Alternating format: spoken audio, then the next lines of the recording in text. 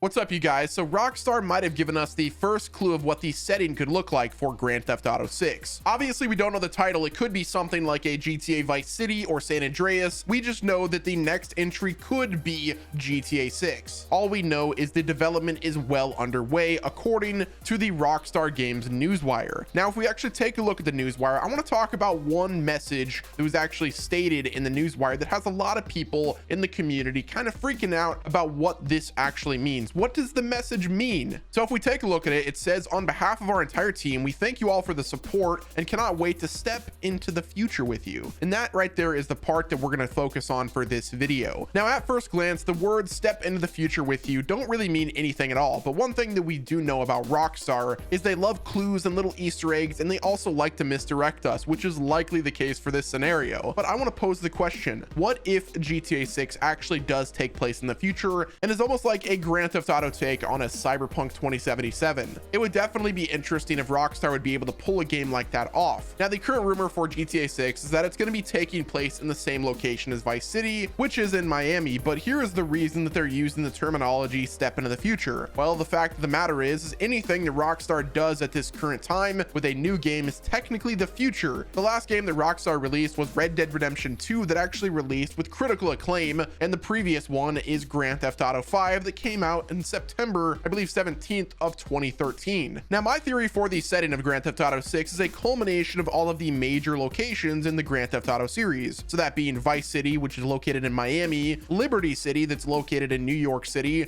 and then of course San Andreas, that is located in San Francisco. I think for GTA 6, there's not going to be only one city location in the game. I think that there's going to be three major points of interest, being the San Andreas, Liberty City, and Vice City. And it will also feature a terrain and mountainside and countryside that we're used to with the current Los Santos map. Now, the reason I think my theory is somewhat valid is because if you look at the GTA trilogy we got GTA 3 Remastered, San Andreas, and Vice City, which are of course three different installments of the GTA series that are located in three different locations. Now, the question of whether or not they could even pull something like that off kind of still remains, but what I will say is they're going to be going above and beyond for this next game, and they're going to pull out all of the stops to try to make this one of the biggest games in the series, because that is what Rockstar does. Now let's just focus on when we should be expecting to see GTA 6 get revealed as well as released. So in my opinion, I think this is how it's going to go down. I think we're going to get a reveal sometime this year with a release date in Q4 of 2023, and then I think we're going to get some sort of delay